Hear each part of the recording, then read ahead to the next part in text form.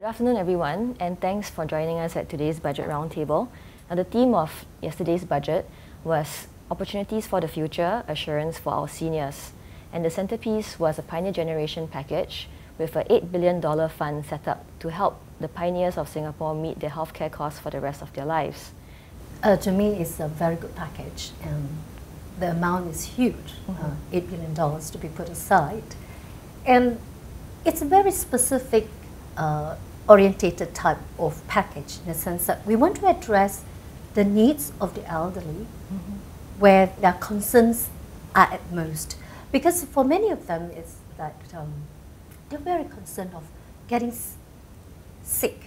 And you know, there's always a saying among the elderly that you can die but cannot get sick. Right. So, and that's the main thing that we really hopefully, with this package, that we can take away that saying forever. Right. Because this package is really targeting at them and helping them, and not just now, it's for their lifestyle. Right. Yes, their lifespan. And it's great, because then straight away, they can live in peace with a peace of mind. Right? Many of them are always concerned of burdening their family members.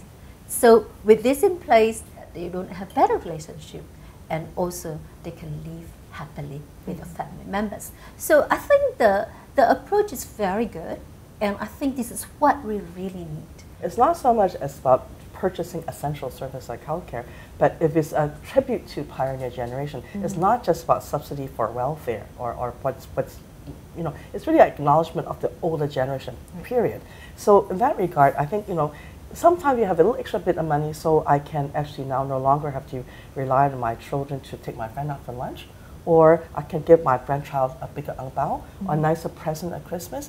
All of those are very good for intergenerational bonding. Sometimes I have older people whose family is not poor, but they say, Mom, don't worry, whatever you need, I'll give to you. But they have no money of their own. They're not going to ask a kid, can I have some money so I can go and see my friend?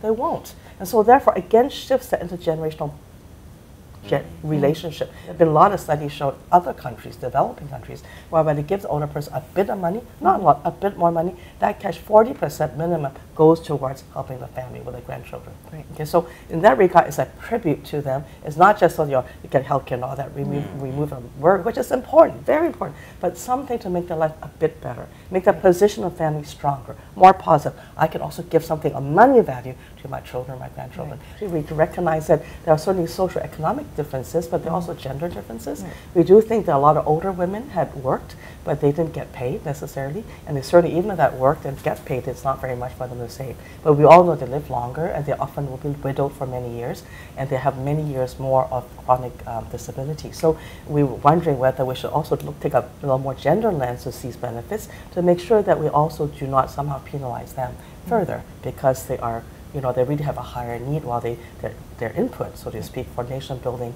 I would like to think is just as great, even though they may not form a workplace. So perhaps we're thinking perhaps they can drop the age to 60, result 65. I don't know. I just hope that people will take a look at that.